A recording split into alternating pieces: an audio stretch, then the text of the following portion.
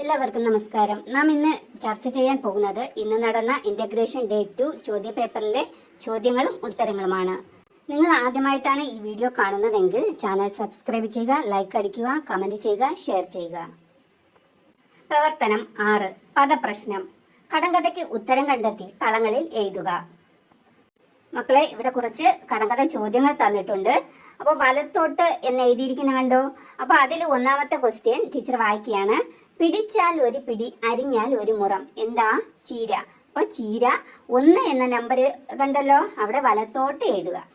വലത്തോട്ട് എഴുതേണ്ടതിൻ്റെ രണ്ടാമത്തെ ചോദ്യം. തുള്ളികളായി വരുന്നു ഞാൻ, ചറപറ ചറപറ പെയ്യും ഞാൻ ആരെന്ന് പറയാമോ? ഉത്തരം മഴ. താഴോട്ട് എഴുതേണ്ടത് 2. മണ്ണിനടിയിൽ പൊന്നമ്മ. എന്താ? മഞ്ഞൾ.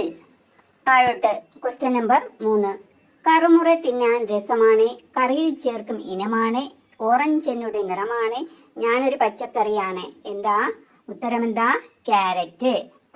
4. ഞാനൊരു നീളൻ പഴമാണ്, മഞ്ഞ നിറത്തിൽ കുലയായി, തൊലി കളഞ്ഞ് തിന്നിടാം, വറുത്തെടുക്കാം, പായസമാക്കാം. അപ്പോൾ ഉത്തരം എന്താ? വാഴപ്പഴം. പ്രവർത്തനം 7. ക്രമപ്പെടുത്താം. ജാസ്മിൻ സ്കൂളിൽ നിന്ന് വീട്ടിലെത്തി. അമ്മ പച്ചക്കറിത്തോട്ടത്തിലാണ്. അച്ഛനും സഹായിക്കുന്നുണ്ട്. എന്തൊക്കെ പണികളാണ് ചെയ്യുന്നതെന്ന് നോക്കാം. കൃഷിയുടെ ഘട്ടങ്ങൾ ക്രമപ്പെടുത്തി എഴുതുക. അവിടെ തന്നിട്ടുള്ള കൃഷിയുടെ ഘട്ടങ്ങൾ വായിച്ചാലോ? വിത്ത് വിതയ്ക്കൽ, നിലമൊരുക്കൽ, മണ്ണ് കിളയ്ക്കൽ, വിളവെടുക്കൽ, കളപറിക്കൽ. ഇതിന് നാം ക്രമപ്പെടുത്തി കൃഷിയുടെ ഘട്ടങ്ങൾ ഓരോന്നായിട്ട് ക്രമപ്പെടുത്തി എഴുതണം. കൃഷിയുടെ ആദ്യ ഘട്ടം എന്താ? മണ്ണ് കിളയ്ക്കൽ. രണ്ടാമതെന്താ? നിലമൊരുക്കൽ. മൂന്നാമതെന്താ? വിത്ത് വിതയ്ക്കൽ. നാലാമത് വരുന്നത് കളപറിക്കൽ. അഞ്ചാമത് വരുന്നത് വിളവെടുക്കൽ.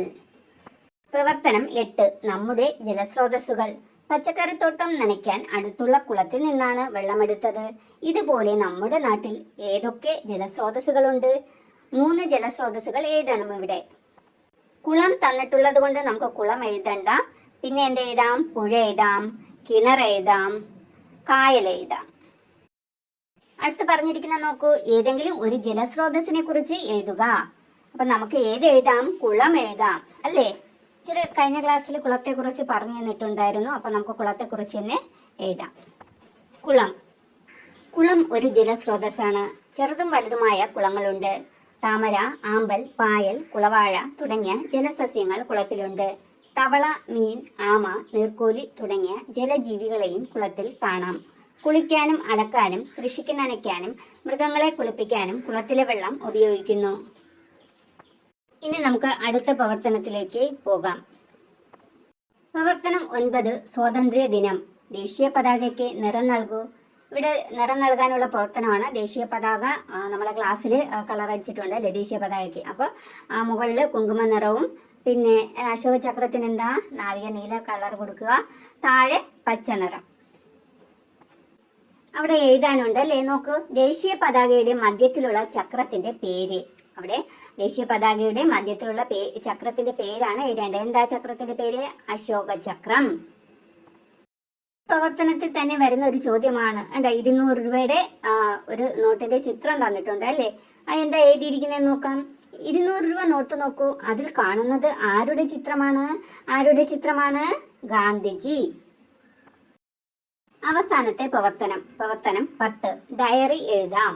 നിങ്ങളുടെ സ്കൂളിലെ സ്വാതന്ത്ര്യ ദിന വിശേഷങ്ങൾ ചേർത്ത് ഡയറി എഴുതൂ. ഡയറി എഴുതാനാണ് അല്ലേ? സ്വാതന്ത്ര്യ ദിനം നമുക്ക് സ്കൂളിൽ കഴിഞ്ഞു അല്ലേ? അപ്പോൾ ആ ദിവസം എന്തൊക്കെ നടന്നു എന്നുള്ള കാര്യങ്ങൾ ഉൾപ്പെടുത്തി നിങ്ങൾ ഒരു ഡയറി എഴുതണം. ഇവിടെ തീയതിയും ദിവസവും തന്നിട്ടുണ്ട് അല്ലേ? ആഗസ്റ്റ് 15 വെള്ളി. ഡയറി എഴുതേണ്ടത് ഓരോ കുട്ടിക്കും അന്നേ ദിവസം സ്വാതന്ത്ര്യദിനത്തിൽ ഉണ്ടായ സ്വന്തം അനുഭവങ്ങളാണ് എഴുതേണ്ടത്. ഇവിടെ ടീച്ചർ ഒരു മാതൃക തരുന്നു എന്നേ ഉള്ളൂ. ഇന്ന് സ്കൂളിൽ സ്വാതന്ത്ര്യ ദിനമായിരുന്നു. ഇന്ന് പതിവില് നേരത്തെ ഞാൻ എണീറ്റു. വെള്ളവസ്ത്രം ധരിച്ചാണ് ഞാനിന്ന് സ്കൂളിൽ പോയത്. അമ്മയും എന്നോടൊപ്പം വന്നു. രാവിലെ 8:50 സ്കൂളിലെത്തി. കുറച്ചു കഴിഞ്ഞ് ഞങ്ങൾ എല്ലാവരും സ്കൂൾ മുറ്റത്ത് വരിവരിയായി നിന്നു. ഹെഡ് മാസ്റ്റർ പതാക ഉയർത്തി. ഞങ്ങൾ എല്ലാവരും ദേശീയഗീതം ഉറക്കെ പാടി. അതിനുശേഷം സ്വാതന്ത്ര്യദിന സന്ദേശം, പ്രസംഗം തുടങ്ങി സ്വാതന്ത്ര്യദിനവുമായി ബന്ധപ്പെട്ട് കുട്ടികളുടെ ചില കലാപരിപാടികൾ ഉണ്ടായിരുന്നു. തുടർന്ന് ഞങ്ങൾക്ക് പായസം കിട്ടി.